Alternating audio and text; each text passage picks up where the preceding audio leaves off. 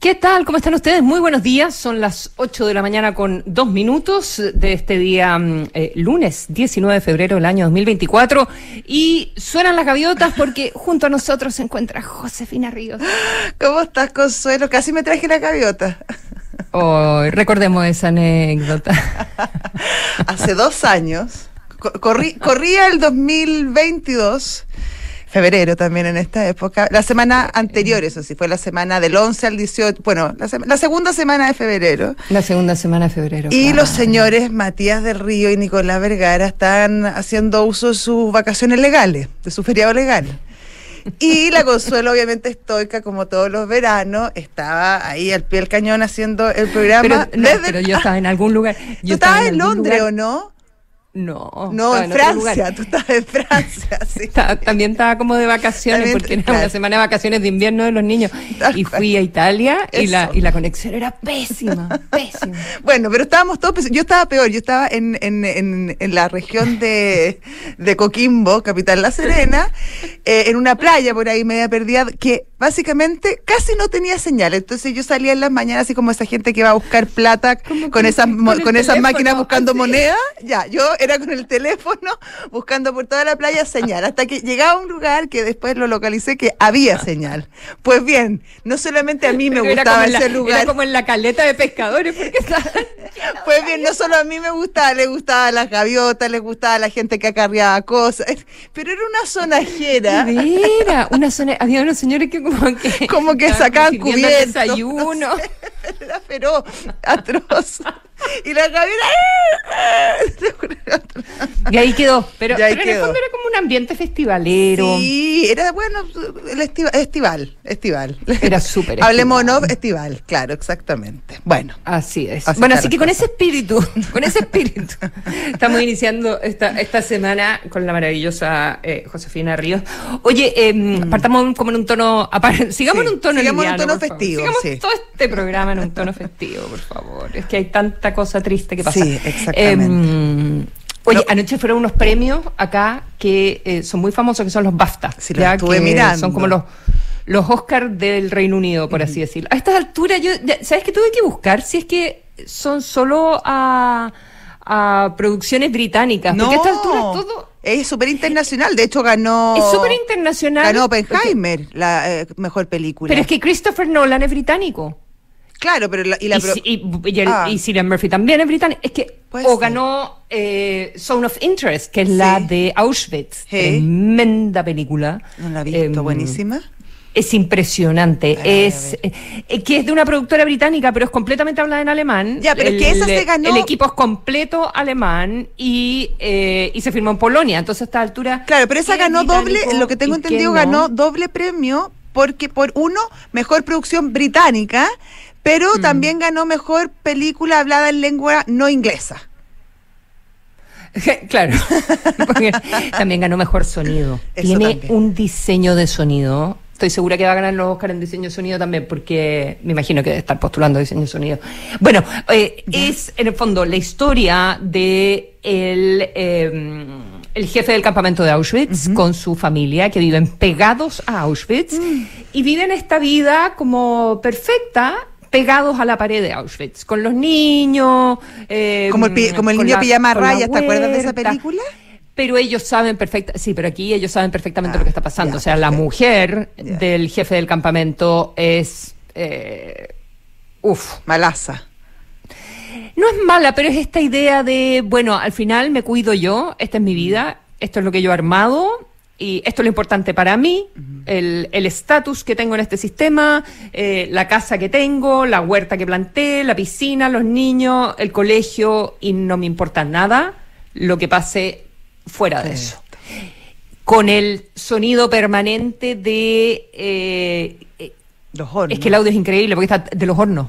Todo el rato los hornos en la noche. El fuego de los hornos y los hornos funcionando, porque además necesitan arreglar los hornos y tener un mucho mejor sistema para los hornos. Es una cosa tremenda. Realmente espeluznante la película. Muy buena. Pero bueno, Oppenheimer se llevó todos los casos, llevó prácticamente todo. Mejor actor, mejor director, mejor película, cantidades. Sí. Y la otra súper destacada es Poor Things, donde se ganó Emma Stone a mejor actriz, que es esta película muy barroca, como sobre una mujer un poco Frankenstein. Es una mujer que, no sé si la viste. No, la tengo ahí, que no. No sé, hay gente que la ama y yo no soy de esas, pero... Tú eres del otro grupo. O sea, ella es muy buena actriz, ella siempre, muy buena actriz, ella sí, se ganó un Oscar. Lo hace realmente espectacular y no sería raro que ganara el Oscar por esta actuación también. Pero la premisa de la película es como en la época victoriana, muy bonita, muy bien hecha, pero como bien imaginativa también, no es realista. Y esta es una mujer que la rescata este científico loco que revive cuerpo, como un doctor Frankenstein en alguna medida, y ella estaba embarazada, y le pone el cerebro de su propia hija. Chuta, la guagua. Le pone el cerebro de la guagua al cuerpo de la madre. Entonces la madre, cuando despierta, es una guagua. Y empieza a aprender. Y además no sabe moverse, y es como bien Frankenstein en ese sentido. Y es la idea, y es muy bonita, pero tiene el cerebro de una guagua. Entonces, y como que se libera a través del sexo, fundamentalmente. Sí encuentra su mecanismo de encuentra liberación, como su poder. Obvio, claro. Sí, no, su poder, porque ella no sabe que se tiene que liberar de nada. Ella está creciendo, digamos. O sea, tuvo un desarrollo sexual precoz, según su cerebro. Y hay, claro, y hay en el fondo su empoderamiento a través del sexo. Oye, me llamó la atención, una cosa, voy a verla. Me llamó la atención también, bueno, tú estás allá, ya me imagino que van a haber más comentarios, la presencia del rey, o sea, del príncipe William, que fue bien comentada, dado que, claro, llegó solo, obviamente, bien cabizbajo, algo triste, y ahí estaban las distintas versiones respecto si fue probablemente su mujer, Kate Winslet. Lo inventé porque era actriz, no. La Kate está mejor, pero otros decían... Middleton, claro. Y que otros decían... Sí, pero estaba muy triste, quizás sigue mal, y ahí había todo un tipo de especulaciones respecto a la presencia y lo que significaba la presencia del príncipe William en la entrega de los premios. Claro, ellos siempre son como la pareja estelar, han ido varias veces juntos, pero no sé, yo creo que más bien tiene que ver con un, entre comillas, claro, más bien retorno a la normalidad, o que las cosas están bien y que por eso puede ir, y ella puede estar en su casa, y que era importante como hacer esta señal de presencia. De normalidad, claro, exactamente. En el glamour, ya, y en una antesala de los Oscars, porque es en la temporada de premios en Estados Unidos Claro, y ahora empieza lo que pasa en el BAFTA es súper importante. Tiene buena fama el BAFTA, mejor que el Oscar. Tiene muy buena fama. Sí, así es. Ya. Son las 8:10.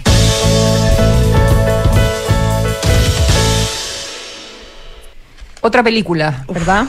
Esto es como una serie que entregan capítulo tras capítulo, agotador, pero bien relevante las declaraciones que hizo Carlos Contreras, el ex Seremi Vivienda Antofagasta, en el diario La Tercera, donde... Muy buena entrevista de Catalina Batarse. Muy buena, y claro, y en un timing excelente, en una entrevista bien esperada, que bueno, las da desde la cárcel, porque recordemos que él está con prisión preventiva.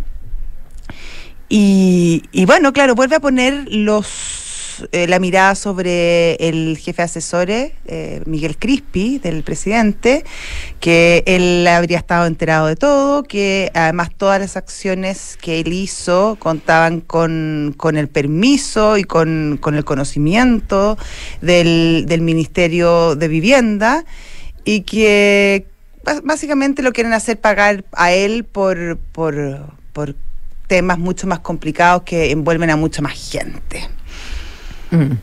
Insistiendo en que por lo demás, por lo menos de su parte no hay delitos, y que siempre estuvo todo en regla. A ver, varias cosas que a mí me llamaron la atención, no sé cómo los ves tú, José, de la entrevista. Uno, claro, él dice pero no dice, como que hay cosas que tiene certeza, pero al mismo tiempo no tiene certeza. Respecto a Miguel Crispi, ¿verdad? El jefe del segundo piso, y aquí la pregunta es, cuando él estaba en comunicaciones como seremi de la vivienda, y esto se escucha mi perro, ¿verdad? Sí. Oh, perdón. No importa. El equivalente a la gaviota. Sí, está bien, hay que darle normalidad a la cosa. Es que tocan el timbre y el perro claro. ladra. Bueno, como sea. Las comunicaciones que estaba desde que esto se sabe en Antofagasta por denuncias que venían hace tiempo desde los funcionarios de la seremía, ¿verdad?, del Ministerio de Vivienda en la región de Antofagasta. Venían hace tiempo ellos denunciando en diferentes instancias que se estaban dando plata a fundaciones que tenían que ver directamente con la diputada, ¿verdad?, de la zona de la diputada de RD, que había sido presidenta de RD además, Catalina Pérez, porque la fundación la veía su pareja, y además el seremi, todo lo que sabemos, y el seremi era su ex jefe de gabinete. Claro. Y está en comunicaciones con la subsecretaria Tatiana Rojas. Y la pregunta es, ¿Tatiana Rojas le contó a alguien en La Moneda? Porque están estos WhatsApp entre ambos donde dice que desde La Moneda le están pidiendo los antecedentes. Entonces, ¿quién era la persona en La Moneda que estaba pidiendo los antecedentes? ¿Cuándo supo de estos antecedentes y qué hizo al respecto? Si es que le pareció que habían delitos porque se quedó esta persona callada o no, o siempre se consideró que no había delito, pero esa es la claridad que no existe, y es donde se involucra Miguel Crispi, y la pregunta es si esto se le contó al presidente. Ese es como el resumen, así, el brochazo. Pero mira lo que dice Contreras, José, en la entrevista. Dice, ¿a quién de Presidencia o de La Moneda se envían los antecedentes? A propósito de los WhatsApp de ida y vuelta con la subsecretaria de Vivienda. Y ahí dice, Contreras, no tengo certeza. Mis suposiciones, en virtud de lo que he escuchado públicamente y del conocimiento interno y externo que tengo, es que se envió a Miguel Crispi porque es el mismo quien en la comisión investigadora de la Cámara dice que se entera a través de un rumor de este caso. Luego, él dice que le solicita a la subsecretaria mayor información, que por favor investigue. Esto, él dice que ocurre el 7 de junio. Él establece que hay un diálogo con Tatiana Rojas, y el mismo día Tatiana Rojas me dice a mí que está enviando el correo. ¿Ya? Entonces, él hace esta suposición, pero dice que no tiene la certeza. ¿Ya? Claro. Y luego me saltó otra respuesta un poquito más abajo. ¿Cree que se le ocultó esta información al presidente Boric? Sí. ¿Quién lo ocultó? Miguel Crispi. En función de hechos que me constan, creo que efectivamente Miguel Crispi le omitió información al presidente y luego le omitió información a la comisión investigadora de la Cámara. Entonces no entiendo, porque primero dice que en función de hechos que le constan, Crispi le omitió información al presidente, pero poquititos minutos antes dice, ¿a quién Presidencia o de La Moneda se envían los antecedentes? No tengo certeza. Mis suposiciones en virtud de bla, bla, bla, bla, son que a Crispi, pero después dice que tiene certeza, o no, dice que le consta, perdón, sí, que Crispi le metió información al presidente. Entonces, bueno, ahí hay algo raro. ¿Qué cosa le consta, qué cosa no le consta? Es que... y cuáles son las certezas que tiene. Él no acusa a nadie del delito porque él afirma que él no cometió ningún delito y que a él, si es que hay un delito, a él lo engañaron.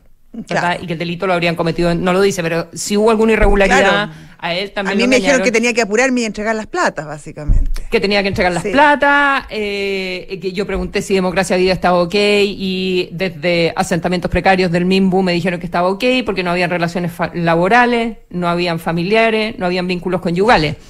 Parece que hay que agregar que hayan trabajado antes juntos, que sean conocidos y que tengan es que acá hay mucha expareja influencia en este política. Claro, mucha expareja. Entonces, y creo que la entrevista es como... Bueno, Verónica Serrano apuró todo, Verónica Serrano, sí, que además resulta que es tía de Crispi, que era es la culpable de todo, en el sentido de que aquí no hay delitos, pero hay procedimientos que nos hacen cometer errores, fundamentalmente, porque todo se apura, había que ejecutar el presupuesto para que para que nos dejaran con alto presupuesto para el otro año, para los campamentos. Antofagasta era la que más plata tenía destinada, entonces no podíamos no ejecutar las platas, y para eso había que buscar más fundaciones. Sí. Yo creo que, a ver, Carlos Contreras en general no ha sido muy consistente con su declaración y con la entrega de información que ha hecho. Va cambiando las declaraciones, declara cosas ambiguas, otras ciertas. Esta entrevista es un un claro ejemplo del estilo Contreras, que yo creo que en este caso hay mucho de manotazo de ahogado en esta entrevista, y de tratar de acá salvémonos como podamos y tratemos de extender esta responsabilidad al sistema y cómo se hacen las cosas y que no hubo dolo, etcétera, etcétera, etcétera. Y yo creo que, claro, en ese sentido yo no sé cuán creíble termina siendo finalmente las declaraciones que hace el ex seremi de Antofagasta. Ahora, hay un punto que yo sí le doy y que yo creo que es un tema que en algún momento habrá que aclarar públicamente, que tiene que ver con este rumor. Cuando uno recibe un rumor, me imagino yo, si yo estuviera en el gobierno, si tuviera un cargo de relevancia como el que tiene el jefe de asesores del presidente, Miguel Crispi, y recibo un rumor de ese tamaño, yo no sé si, o sea, probablemente él pidió más información, pero creo que también hay un perjuicio si es que no se lo cuenta al presidente. O sea, estamos hablando de un tema no menor que inevitablemente iba a estallar. O sea, ya sabíamos que los funcionarios estaban mandando cartas a la subsecretaria, que el tema estaba andando, si llegó un rumor y todo, porque ahora el rumor todos lo sabía Catalina Pérez, lo sabía de Vivienda, lo sabía la subsecretaria, etcétera. Creo que también ahí hay un tema respecto, o sea, puede ser, el presidente no lo sabía, yo creo que no lo sabía, pero también hay que aclarar en ese punto por qué el jefe asesor Miguel Crispi decide no hablar con su superior directo un tema tan relevante como el que se estaba tejiendo. A mí me parece que Miguel Crispi, que además le va a tocar este fin de semana, o sea, esta semana ir a declarar, sí. Claro, junto con otras personas también en un caso paralelo. ¿Verdad? Sí, el ex secretario, el ex ministro Giorgio Jackson y la actual jefa de presupuesto van a tener que también ir a declarar esta semana, probablemente el jueves. Javiera Martínez. Eugenia, claro, sí, claro. Por el caso. Javiera Martínez, que ahí tiene que ver como con el punto macro, es a través de Procultura, que es una fundación también que se le dieron platas en Antofagasta para una capacitación / pintura de fachadas, sí, por un montón de millones de pesos, pero ellos dicen, bueno, no era solo arreglar las fachadas, era capacitar, o sea, trabajar con personas a las cuales les íbamos a dar una capacitación, no era que estuvieran contratando maestros pintores para pintar, sino era... Estaban capacitando para pintar. Capacitar a gente de campamento, claro, para, o eso es lo que dice Procultura, capacitar a gente de campamentos para entregarles un oficio, ya, para darles herramientas. Entonces, por eso costaba tan caro pintar las paredes. Sí. Las fachadas de una parte que es como del casco histórico de Antofagasta, tengo entendido. Y ahí también hay una pregunta, en esta época Crispi era subsecretario de Desarrollo Regional, es como, pero ¿cómo? Jackson era Desarrollo Social y Javiera Martínez era Presupuesto, como sigue siendo. Y todos RD, entonces, esto a propósito de una querella de parlamentarios de la UDI, ¿verdad? No, de republicano. Cristian Araya y Juan Irarrázaval. Entonces, la pregunta ahí es como del sistema macro de las asignaciones de los convenios, ¿ya? ¿Por qué Javiera Martínez autorizaba este sistema donde podías dividir las platas? Es parecido a lo que describe el propio Contreras, pero son causas que quedaron separadas. De que aquí en realidad este es un problema de cómo estaba diseñado el sistema desde asentamientos precarios y que esto era algo que luego cuando salió Verónica Serrano y llegó el señor Trincado, lo empezaron a cambiar, de poner nuevas exigencias y que no fuera tan a dedo. Claro, en el fondo, ¿verdad? Jackson y la directora de presupuesto, la Javiera Martínez, hay todo un tema ahí con lo que es el Consejo de Auditoría Interna General del Gobierno. ¿Te acuerdas que cuando llega la administración Boric se hacen cambios a ese consejo, y de alguna manera se facilitan los requisitos para entregar plata justamente a las fundaciones. Y lo que dicen, claro, estos diputados es que el entonces ministro general de la Presidencia tenía injerencia sobre este consejo y que él habría estado muy involucrado justamente en esta situación de... Yo pensé que era cuando era desarrollo social. Desarrollo social, sí, desarrollo social. ¿No? Ya. No. Secretaría General de la Presidencia. Como se lee en dicho documento, que un documento le apunta por las acciones que desempeñó mientras general de la Presidencia. Cartera que tiene injerencia en el gobierno. Por lo mismo también está bueno, y conforme a la exposición de estos parlamentarios, cuando Jackson estaba en este cargo, el CAIS, que es este consejo, dictó una instrucción que implicó, según los querellantes, rebajar los controles sobre el destino y el uso de los fondos públicos asignados mediante convenios. Y justamente, según esta querella, esto habría permitido que se produjeran todos estos vericuetos de la plata, etcétera. Claro. Y con respecto a Javiera Martínez, dice que una vez que Miguel Crispi, en su rol de subsecretario de Desarrollo Regional, validó a Procultura para suscribir convenios con el gobierno regional de Antofagasta, a ella le correspondió dictar la resolución que habilitó la modificación del presupuesto del GORE de Antofagasta para que entregara 460 millones a la mencionada fundación. Exactamente. Así están las cosas. Ya, o sea, la acusación es que esto no era para agilizar el trabajo de llegar a través de las fundaciones de una manera ágil, valga la redundancia, a resolver las cosas que el Estado no puede directamente hacer, ni las municipalidades, ¿verdad?, en el trabajo con los campamentos, sino que era un tinglado para poder dar pega. Facilitar las plata. A todas las fundaciones y facilitar las plata.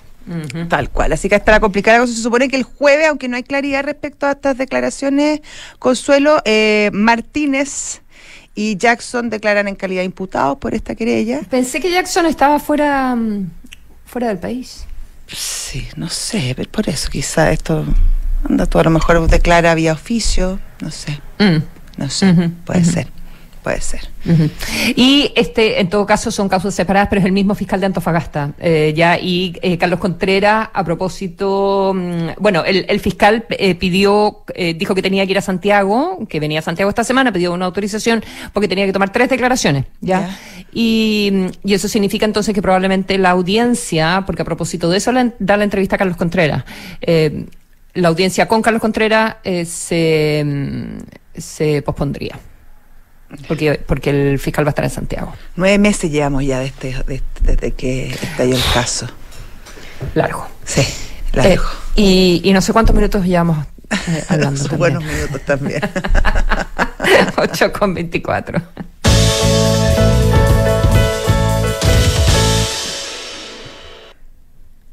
Ha llegado encuesta, como todos los domingos en la noche, nos llega el WhatsApp con la encuesta que después se hace pública los lunes en la mañana y que deja a Evelyn Matei como la heredera política indiscutida de Sebastián Piñera, del expresidente Piñera. Con una adhesión sobre el 74% y 22% de mención espontánea en intenciones de voto para la presidencia. A mí esa pregunta me encanta. La preferencia presidencial espontánea. Espontánea, claro, que usted no le da alternativa. Exactamente, aparece con 22% de las preferencias Evelyn Matei, la alcaldesa de Providencia. Esto tenía 16 en el mes de enero, digamos. Y así que un repunte importante, 6 puntos. Más arriba del margen de error que tiene la Academia, que siempre es más o menos alto el margen de error. Tendría que revisar, pero en general es 3-4 o algo así. Por ahí. Voy a mirar. Y en segundo término, José Antonio Cast, 19. Se pegó un buen salto también, 5 puntos. Sí, 5 puntos. Y luego tenemos Michelle Bachelet. Luego tenemos ya en 6 puntos mucho más abajo. Luego tenemos Camila Vallejo, 4. Luego tenemos el alcalde Carter de la Florida, 3. Y luego con 3 Cecilia Morel. Sí, que sale por primera vez.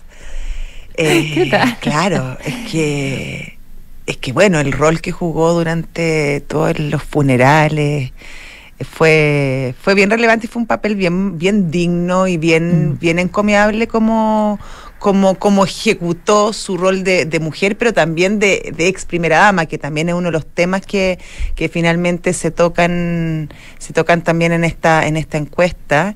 Y claro, yo creo que está muy en la retina de la gente en este momento. No sé si esto se va a consolidar en una próxima medición, eso estará por verse. Pero claro, estuvo muy presente durante los últimos días Cecilia Morel. Ahora, es distinta la pregunta sobre la imagen de las figuras políticas, con una lista que a uno le dan, ya, porque ahí aparecen otros nombres y con muy buenos resultados, pero no figuran en mención espontánea. Claro. Por ejemplo, Claudio Rego, que me imagino que no debe haber estado nada de contento que no haya salido su nombre en la mención espontánea. No. Pero claro, tiene que ver también con lo que la gente tiene en la retina. Claro. Y Claudio Rego creo que estaba de vacaciones las últimas 2 semanas, entonces ha estado como desaparecido. Cecilia Morel, en cambio, súper presente, aunque sea con 3 puntos, digamos. Pero creo que eso hace una diferencia, porque en imagen de figuras políticas, Evelyn Matei, 74% de aprobación positiva o muy positiva, y solo un 22% de imagen negativa. Sí. Eso es súper importante también para una contienda presidencial, claro, ¿verdad? No porque solo tus habla de tu techo finalmente, de tus posibilidades de crecer. Tus negativos. Sí. Exactamente. Y Orrego con 68 de imagen positiva y muy positiva y 21 de negativa. Después Codina con 61, Carter con 60 de imagen positiva, sin embargo, y 32 de negativa, sin embargo, aparece solo con 3 puntos en las menciones. Sí. ¿Verdad? Y a ver, déjame ver. Estoy tratando de buscar a la vocera de gobierno. Le fue bien a Camila Vallejo. O sea, en mención espontánea era, creo que cuarta, después de Michelle Bachelet. Claro, pero con 4 puntos. Sí, bueno. Entonces estaba viendo qué pasa con su imagen. No, lo estoy mirando como de lado aquí. A ver, déjame y bueno, no la encuentro. Bueno, ya va a aparecer. Oye, sí, a mí lo que encuentro interesante de esta encuesta y sobre todo la relevancia y la fuerza con que finalmente se consolida el nombre de Evelyn Matei, bueno, y también en la contienda de otros alcaldes, es qué van a hacer. Sobre todo Matei, que se puede presentar a la reelección en Providencia. Y finalmente, ¿cuál va a ser su decisión? La vez pasada decidió ir, finalmente ya no fue la candidata, pero hubo mucha discusión en ese momento y de hecho bajó bastante su votación en la comuna de Providencia, y muchos atribuyen esta baja a que no había certeza si Evelyn Matei iba a permanecer en el cargo. Es muy probable que en este caso sí sea la figura, por lo menos de la UDI en una primaria, y cómo esto le puede afectar en su carrera en Providencia, pero por otro lado, al no tener el sillón en Providencia, cómo se le puede afectar en su carrera hacia la presidencia. Entonces, bien interesante finalmente en la disyuntiva en que está Evelyn Matei y finalmente cuál va a ser su decisión al respecto. Sí, estaba viendo, fueron en mayo del 2021 las elecciones. Ya, entonces no era una época en que también la derecha estuviera tan pujante, ¿verdad? No, o sea, ha corrido mucha agua en ese río, porque efectivamente Verónica Pardo, que era del Partido Liberal, obtuvo un 45%. Sí, pues en Providencia, y la alcaldesa ganó con un 55. Que igual es bueno, pero bastante menos que lo que había sacado en su primera elección en Providencia. Exactamente, pero yo también creo que tiene que ver con el estado de ánimo del país. Con el estado de ánimo del país en ese minuto, sí. Ciertamente, pero claro, la idea de que uno vota por un alcalde para que luego se vaya, salvo que tú también vayas a votar por ese alcalde, pero porque te gusta tanto que te encantaría que fuese presidente también. Claro. En ese sentido no te vas a enojar porque se vaya y le das un envión o una señal potente, ¿verdad? Porque ahora, para Evelyn Matei, si es que se postula en Providencia, el tema de que se va a retirar lo van a utilizar en su contra, supuesto. Obviamente durante la campaña, pero además la obliga a tener una muy buena performance. Exactamente. Porque si no te va muy bien, empiezan las dudas. empiezan las dudas. Los cuchillazos. Exactamente, que está a la orden del día. Pero por otro lado, ¿cómo te mantienes como una figura como... no solo como en el comidillo político, sino una figura de acción que resuelve los problemas de la gente, no una que opinóloga, está en la calle haciendo las cosas. Claro. No una opinóloga, claro. Exactamente. Sí. Por eso es súper difícil la opción y de no presentarse va a tener un año completo en este limbo esperando ser candidato y además evidentemente con una decisión tomada respecto a que vas a ser candidata, por lo tanto vas a recibir fuego permanente y sabemos cómo eso puede también afectar y dañar figuras. Le pasó a Joaquín Lavín, donde finalmente tenía una aprobación gigante y deja de ser alcalde y evidentemente eso le empieza a golpear tanto que pierde las primarias de la derecha. Claro. Oye, la imagen de Cecilia Morel a propósito de que aparece con esta mención de 3% como candidata presidencial, ¿sí? Pero 73% de imagen positiva o muy positiva de Cecilia Morel y un 54% dice que estaría de acuerdo con restituir el rol de primera dama. ¿Estaría de acuerdo o en desacuerdo con que se restituya a través de la aprobación de una ley, darle carácter legal al cargo de darle carácter legal? Es que, que al final como esos péndulos que van para un lado y para el otro y finalmente tan veleidoso como querer terminar el cargo así de raíz, resulta tratar de imponer un cargo por ley que nunca ha sido por ley. Entonces... No, que claro, o sea, la coordinación sociocultural de la Presidencia de la República, como se llamó en su última encarnación, no era una instancia legal. O sea, cuando que básicamente lo que hace Irina Karamanos es agarrar todas las fundaciones y que en eso consistía el cargo, como administrar 7 u 8 fundaciones, que además estaban como all over the place, como claro, dispersa. De todo tipo de temas, de todo súper dispersas, porque había algunas que tenían que ver con los niños, estaba el MIM, estaba Integra, la ¿verdad? Salud, eso, Elige Birsar, estaba Prodemu, estaban las orquestas, estaba Artesanía, bueno, estaba Chile Center, que es como de reciclaje de computadores. Entonces la verdad es que estaban por todas esa no partes. la conocía. Chile Center sí, claro, es del 2002. Mira. Y estaba... me acuerdo que Eugenia Irmas trabajó mucho en esa fundación. Bueno, y lo que hizo fue pasarlas a los ministerios, ¿ya? Y de manera que estén en los ministerios sectoriales, fundamentalmente en educación, mujer, cultura, ¿ya? En esos 3 ministerios fundamentalmente. Y que la fundación ya no sea el presidente de la República el que nombre al presidente de la fundación en cuestión y que siempre ponía a... que era una tradición, que sí, bueno, Michelle Bachelet puso a su hijo en un momento también. Y sabemos claro, cómo y después terminó. vino Paula. Y sabemos Exactamente. Cómo Sí, y después estuvo, en su primer gobierno estuvo Adriana del Piano, después estuvo María Eugenia Irmas, como te comenté, y después de Dávalos estuvo Paula Fortes. Bueno, como sea, significaría entonces quitarle a las fundaciones. Va a ser, claro, hacer un... No sé, yo por eso te digo, yo creo que claro, ya está hecho, a lo mejor hay que darle espacio, quizás funciona. Ahora, también creo que esta cierta aires de refundación de Irina Karamanos también da espacio justamente para que se produzcan estos debates, porque al final tanto como la ley y como otros aspectos, la tradición también tiene un peso importante en la identidad de los países. Entonces, claro, cuando tú tomas una decisión que es bien radical, como la que tomó Irina Karamanos, da espacio para que si pasan eventualidades como la tremenda tragedia de la muerte del presidente Piñera, se empiece a hablar nuevamente y a utilizar políticamente un cargo que hasta ahora nunca había sido tema tan polémico y de tanta discusión. Oye, pero imagínate cómo va a ser en la próxima campaña presidencial. Pero si fuera Evelyn Matei, Jorge Sormó, lo haría regio. Era interesante porque la presidenta de Chile no tenía pareja, digamos. Claro.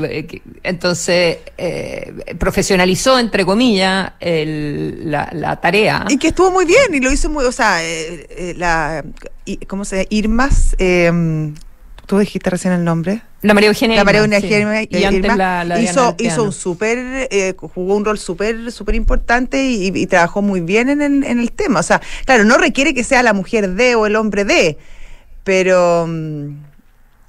Claro, pero yo creo fue que más sutil, va a ser una oportunidad de sería interesante, no sé qué ha dicho Evelyn Matei al respecto, porque, yo creo que no se ha pronunciado todavía.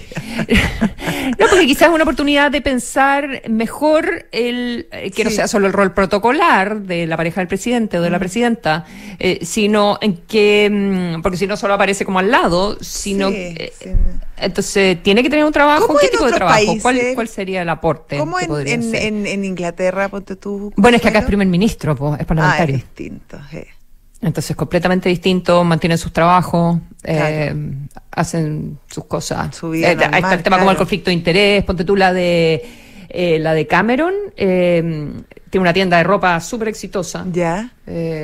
La de la enésima de Boris Johnson era su consultora política, era la consultora, era la encargada de comunicaciones, mucho más joven, ya tienen, no sé si 2 o 3 guaguas, ya ni me acuerdo.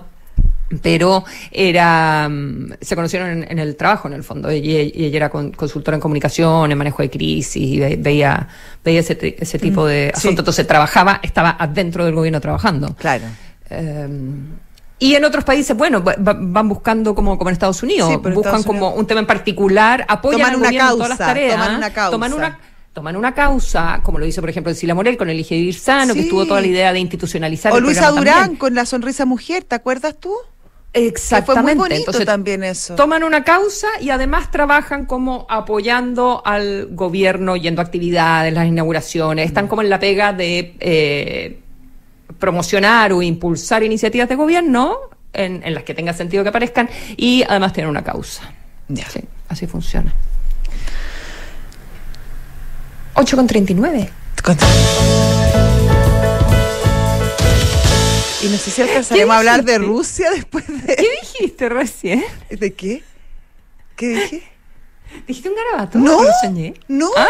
Que no, el Mauro me dice que no, yo lo miré con cara de terror, me dijo no. Jamás, hasta ahora de la mañana nunca, pues Consuelo. Pero yo a la Consuelo no la oigo. Ya, vamos a las menciones, Consuelo, ¿te parece?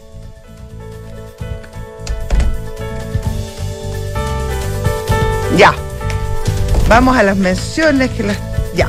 Los amigos de GTD nuevamente nos sorprenden. GTD es distribuidor de Starlink autorizado, así la mayor cobertura de fibra óptica se une con la mejor conexión satelital para brindar la más alta continuidad operacional a las empresas. En GTD hacen que la tecnología simplifique tu vida. Y desde la app Talana revisa solicitudes y gestiona la información de tu equipo fácilmente y desde un solo lugar. Talana, tecnología humana. Y si tú o tus hijos llegan a sentirse mal este verano, atiéndete con uno de nuestros médicos de urgencia por telemedicina. Agenda una teleurgencia en clínicaalemana.cl si es tu salud es alemana. En Consorcio Tu Swap 2024 viene con premio. Ahorra tiempo y contrátalo fácil, rápido y 100% online desde 3.090 pesos y participa en el sorteo de 1 millón de pesos, sin filas, sin trámites. Ahórrate estar a última hora en marzo y hazlo hoy. ¿Consuelo? Estoy aquí. Ahí sí, ahora sí. Yo he estado todo el tiempo aquí, todo el rato escuchándote. Te cuento una cosa. Ya. Te cuento que si eres fanático de toda la mística del sur de nuestro país, viaja en tu vehículo de Mita Rentacar a destinos como Valdivia, Osorno, Castro, Puerto Montt y Coyhai. Que elige tu destino con Mita Rentacar. ¿En qué piensas? Cuando piensas en tu futuro, tus sueños están más cerca si te cambias a Habitat, porque aquí, en Habitat, el futuro lo escribes tú. AFP Habitat, más de 40 años juntos, haciendo crecer tus ahorros.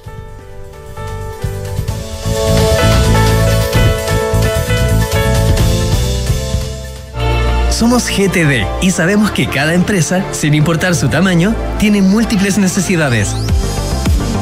Por eso, diseñamos soluciones que se adapten a sus desafíos y, por sobre todo, que nos permitan poner nuestra tecnología al servicio de cada una de sus metas. En GTD, creemos en las empresas y las acompañamos día a día, porque en el camino hacia el éxito vamos juntos. GTD. Hacemos que la tecnología simplifique tu vida. Familia, nos vamos de viaje de verano. Yo voy de copiloto. Ah, pero yo elijo la música. Yo llevo los sanguchitos. Yo cargo el Toby. Yo escojo dónde pasamos a comer. Paren. Pero ¿y el auto? ¡Oh! ¿Planificaste bien tu viaje? Ingresa a Mita.cl, elige el auto que más te acomode a ti y viaja. Porque además, no solo estarás sumando millas de nuevas aventuras, sino también estarás acumulando millas LATAM Pass. Mita Rentacar. Este verano, elige tu destino. Nosotros te llevamos. ¿En qué piensas cuando piensas en el futuro? Quizás te imaginas descansando en el campo o haciendo ese viaje que siempre soñaste. Esos sueños están más cerca si te cambias a Habitat, porque somos la AFP número 1 en rentabilidad en todos los fondos desde el inicio de los multifondos. En Habitat, el futuro lo escribes tú. Cámbiate en afphabitat.cl. AFP Habitat, más de 40 años juntos haciendo crecer tus ahorros. La rentabilidad de la cuota de todos los fondos entre el 27 de septiembre de 2002 hasta el 4 de agosto de 2023. La rentabilidad es variable, por lo que nada garantiza que las rentabilidades pasadas se repitan en el futuro. Infórmese sobre la rentabilidad de su fondo de pensiones, las comisiones y la calidad de servicio de las AFP en el sitio web de la Superintendencia de Pensiones www.spensiones.cl. ¿Este verano tienes Work from Anywhere? En Talana también estamos Anywhere. Estés donde estés, este verano firma documentos, gestiona y coordina tu equipo fácilmente desde la comodidad de tu lugar favorito. Con nuestro ecosistema de soluciones digitales, agiliza y haz más eficiente tu área de recursos humanos fácilmente. Todo desde un solo lugar. Talana, tecnología humana. Amigo, hola, ¿una consulta? Hola, sí, dígame. Para comprar el SOAP 2024 por acá. Mire, lo que yo le recomiendo es que se vaya derechito a consorcio.cl, ingrese sus datos, clic en aceptar y listo. Ok, qué fácil, gracias. No te pierdas. Compra tu SOAP 2024 100% online, fácil, rápido y sin trámites. Entra a consorcio.cl y encuentra tu precio. El riesgo es cubierto por Consorcio Seguros Generales. Más información en consorcio.cl. ¿Cómo están? Soy Rodrigo Gendelman y quiero invitarlos a escuchar todos los días, de lunes a viernes, a las 2 de la tarde, Santiago Adicto en Duna. Un espacio donde hablamos de ciudad y de cultura, donde nos movemos por la arquitectura, el arte público, el urbanismo, la geografía, tantos temas y tantos protagonistas que tiene la ciudad. Santiago Adicto, lunes a viernes, 2 de la tarde.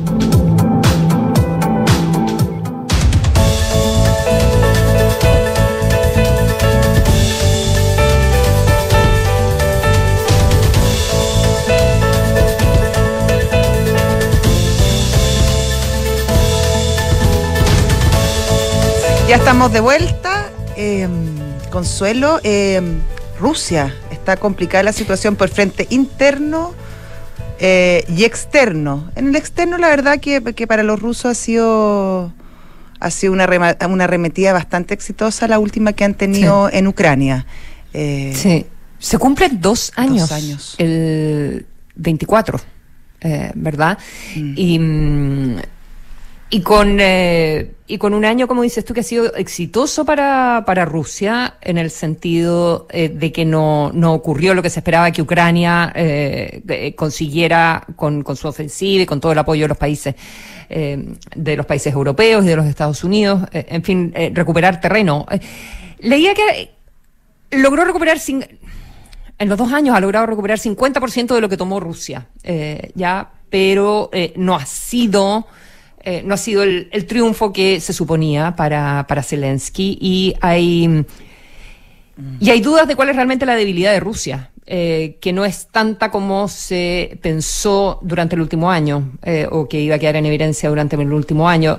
Los últimos 3 días en München, en Múnich, sí, en Alemania, fue la conferencia de seguridad, que es la conferencia más importante que hay todos los años, y el ánimo, bueno, van los ministros de defensa, van los militares, van todos los expertos en materias de seguridad, etcétera, etcétera, y el ánimo era bien bajo.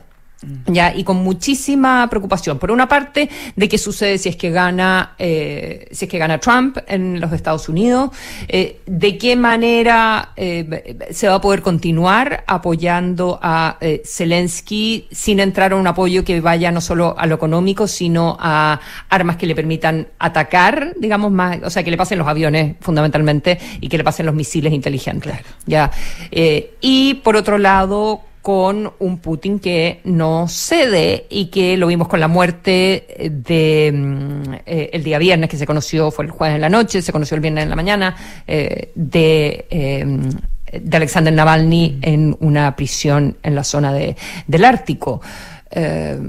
Entonces, la verdad es que de lo que se hablaba en München era que no hay que descartar, quizás también es para presionar a los Estados Unidos, pero están todos preparándose de alguna u otra manera para que el próximo paso de aquí a que se termine la década, ¿ya? O sea, de aquí a 6 años más, para que haya alguna ofensiva. Claro, alguna ofensiva, ¿una ofensiva dónde, Consuelo, que no se perdió? No en algún país báltico, en alguno de los países del norte, ya, y que Estonia, Finlandia, etcétera, y que eso ya te instala en la OTAN misma, y viene la pregunta. Tiene otras implicancias porque viene el compromiso ya de defender como si te estuvieran atacando a ti mismo, ya de mandar tropas, es otro nivel de compromiso al que se tiene actualmente con Ucrania. ¿Y qué haría Trump al respecto? Cuando él dice que si los países europeos no se ponen con el 2% del gasto de su producto en gastarlo en defensa, él le va a decir a Rusia que haga lo que quiera. ¿Verdad?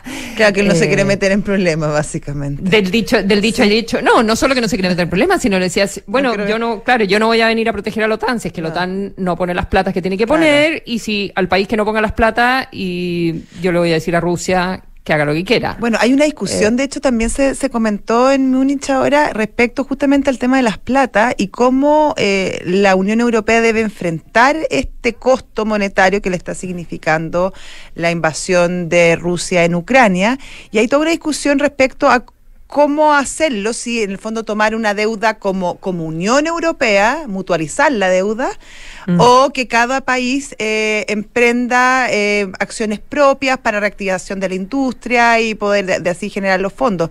Y ahí, claro, hay dos bloques. Por un lado está Alemania y los países que son más ordenados, que ya dijo el ministro de Finanzas, de Economía alemán, justamente dijo, oye, acá siempre el problema es el mismo, pero siempre, o sea, los problemas cambian, pero la solución siempre es la misma. Juntémonos todos y emitamos deuda. Y él cree que ese no es el camino, pero por otro lado Bélgica y otros países que están más expuestos dicen que quizás ese sería la mejor fórmula, porque de esa manera podrían reactivar la industria y que generar más armamento y poder apoyar a Ucrania, etcétera, etcétera. Pero también se está produciendo ahí también un roce en la propia Comunidad Europea, entre la Unión Europea, respecto a cómo enfrentan este desafío económico que representa justamente apuntalar a Ucrania. Uh-huh. Absolutamente, y es una duda de si Estados Unidos no logra aprobar el paquete de ayuda que se está viendo por estos días en su Congreso, no alcanzan las platas europeas, ¿verdad? No, es muchísimo más bajo lo que pueden comprometer, entonces los europeos, Alemania, Francia, que son los que más han puesto plata, Inglaterra, por supuesto, con respecto a las capacidades económicas que tiene Estados Unidos. En el New York Times viene una foto hoy día que es increíble, porque es de la conferencia de Múnich del año 2007, y viene una foto de Angela Merkel, la entonces canciller alemana, sentada en la misma mesa y muy sonriente con Vladimir Putin, ¿ya? Y eran íntimos, por gasoducto, toda esa época. Exactamente. Y era esa época cuando Putin le advertía a la OTAN que cualquier expansión hacia el este,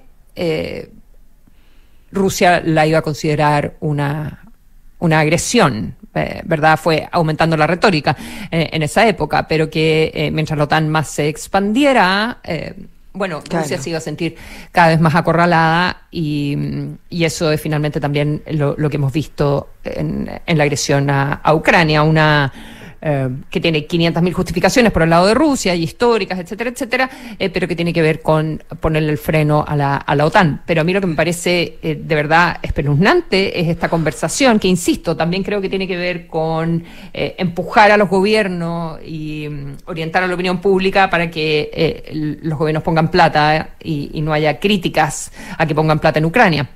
Pero esta idea de que la guerra podría llegar a Europa misma, la verdad es que ya otro gallo, claro, otro gallo canta. Otro tenor, obviamente. Otro tenor, porque involucra no solo recursos, sino que involucra vidas, es mandar tropas. Y eso ya es otro tema. Y el otro asunto que también no hay que olvidarse es lo que se supo este fin de semana, que son los ensayos que está haciendo Rusia, en teoría, para desarrollar un arma nuclear en el espacio y que básicamente corte las comunicaciones, ¿ya? A una interrupción total de comunicaciones, un arma nuclear para el espacio. Entonces con esto uno no sabe si es Pedrito y el Lobo o si los riesgos de verdad son reales, ¿verdad? Exactamente. Complejo todo esto, como diría Nicolás Vergara. Cierto. 8:53. Y ya está con nosotros en estudio Consuelo Cristian Alvear, él es exdirector de Gendarmería. Cristian, ¿cómo estás? Muy buenos días, Josefina. Buenos días. Hola, muy buenos días. Muchas gracias por acompañarnos además en el estudio. Gracias. José. Bueno, la semana pasada la decisión del juez Urrutia de permitir la videollamada entre presos de alta complejidad y sus familiares causó básicamente un pequeño terremoto respecto a las implicancias que esto podría tener en el control carcelario, pero también en el control del crimen organizado. Usted ha sido bien crítico respecto a esta decisión y le quería preguntar básicamente cómo cree en lo práctico y en lo inmediato que esa decisión puede cambiar quizás el curso de cómo se están manejando las cosas. O sea, primero que todo, señalar que en países en donde esto se ha enfrentado de manera exitosa, existen regímenes diferenciados de reclusión para sujetos que tengan un perfil criminal altamente complejo. Crimen organizado, terrorismo, narcotráfico, incluso para multireincidente en algunos casos refractario al sistema. Entonces, cuando se autorizan este tipo de llamadas, sin entender que detrás de estas personas que están recluidas, que además arriesgan altas condenas, que tienen obviamente miembros que les siguen también en las calles, poder adquisitivo, poder de fuego, claramente Gendarmería lo que está velando es por la seguridad de estas personas y otras que deben ser grabadas en tiempo real y deben ser supervisadas por el personal en forma inmediata, en tiempo real, digamos, porque amerita que efectivamente estos perfiles tengan medidas excepcionales, porque son delincuentes que colocan en riesgo a la seguridad pública y tienen obviamente contacto y redes que pudiesen ellos accionar contra el mismo sistema. Entonces se tienen que aprobar e implementar medidas excepcionales. Y eso hoy en día no se puede hacer, o sea, sería una intromisión en la privacidad, no se pueden monitorear esas conversaciones. Lo que ocurre, Consuelo, que cuando cambia la estrategia criminal, lo que hemos visto en otros países es que la estructura también estatal tiene que adecuarse a esa nueva amenaza. Y para eso también, en particular en lo que dice relación al sistema carcelario, se tiene que potenciar el artículo 28 del Reglamento de Establecimientos Penitenciarios para que Gendarmería tenga mayores herramientas y atribuciones para supervisar a estos grupos criminales altamente distintos a los que nosotros conocíamos. Y para eso se tiene que modernizar también el sistema penitenciario en general.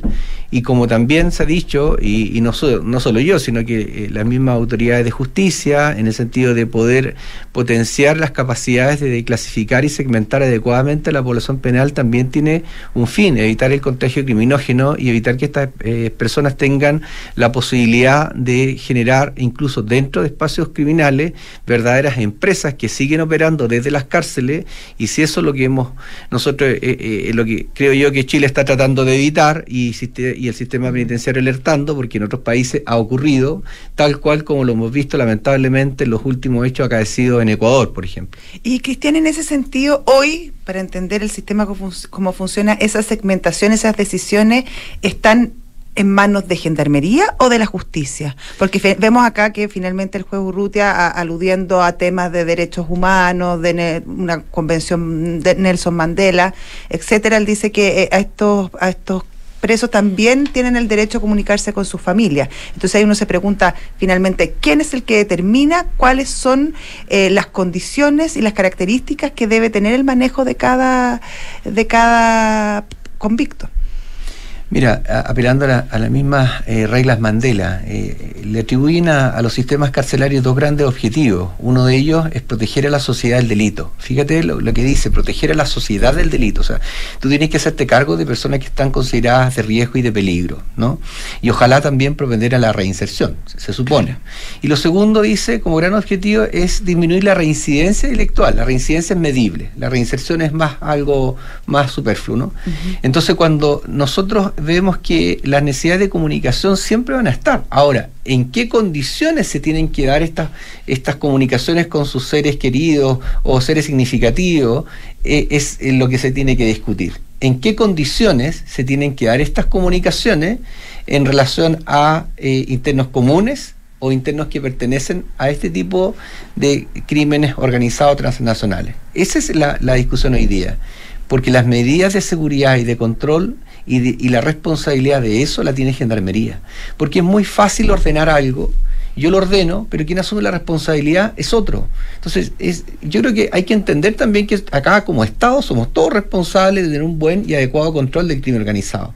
Pero si yo quiero ordenar algo porque está dentro de mis facultades sin saber las implicancias que genera el otro, que también es un agente del Estado, porque no te olvides tú que Gendarmería es un organismo auxiliar de la justicia. Entonces el Poder Judicial ordena, pero ordena también el ingreso de la mayoría que tenemos en las cárceles, muy distinta al crimen organizado. Entonces, los criterios de clasificación son responsabilidad de Gendarmería y particularmente se categorizan por el compromiso delictual que así se clasifican en los distintos módulos o dependencias dentro de una cárcel. Pero lamentablemente la infraestructura no siempre permite tener una respuesta para dar cumplimiento estricto a estos criterios de clasificación, pero además surge una cuarta categoría que son estos otros delincuentes. Más allá del compromiso delictual de la población penal común, alto, mediano, bajo, también hay una cuarta categoría, por así decirlo, cómo clasificamos a quienes pertenecen al crimen organizado, narcotráfico y terrorismo, que es una categoría mucho más compleja para los sistemas carcelarios en el país donde estén. Entonces es ahí donde se tiene que avanzar también en una lógica de modernizar el sistema penitenciario, porque muchas veces se habla de modernizar las policías, todo lo que significa la persecución penal, pero fíjate tú que todo lo que eso se haga, y si es más eficiente la persecución penal, eso va a significar más ingresos a la cárcel, no menos delitos. Entonces el sistema carcelario tiene que tener una modernización también de acuerdo a esta amenaza que es el crimen organizado transnacional. Estamos conversando con Cristian Alvear, exdirector de Gendarmería. La columna de Carlos Peña este domingo hacía una defensa del juez Urrutia, pero decía que al final era, más allá de las opiniones que uno pudiese tener sobre otras actuaciones del juez Urrutia, decía que era el trabajo del juez de garantía, ¿verdad? Asegurar que el Estado, en este caso Gendarmería, ¿verdad?, no maltrate más allá de lo previsto en la ley a quienes están siendo procesados o han sido condenados. Y que finalmente prohibir contactos o prohibir llamadas o prohibir visitas conyugales era un castigo más allá del castigo de estar encerrado.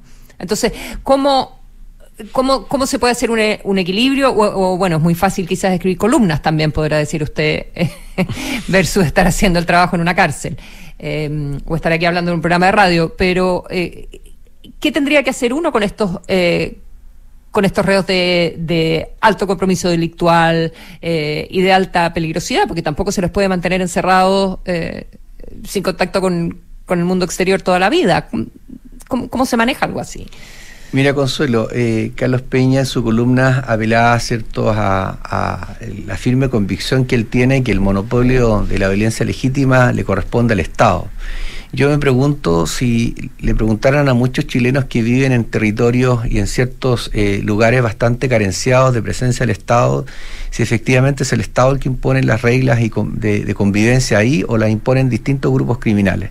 Porque muchas veces lo que nosotros desconocemos es que el crimen organizado lamentablemente empieza a tener control territorial en sectores mucho más marginales, en donde la gente es la que sufre la violencia y sufre obviamente inseguridad a niveles bastante preocupantes. Entonces, si nosotros creemos que lo que dice Max Weber, ¿no?, que el monopolio de la violencia lo tiene el Estado para hacer cumplir el Estado de Derecho, y creemos que eso es así, rajatabla, creo yo que estamos en un error.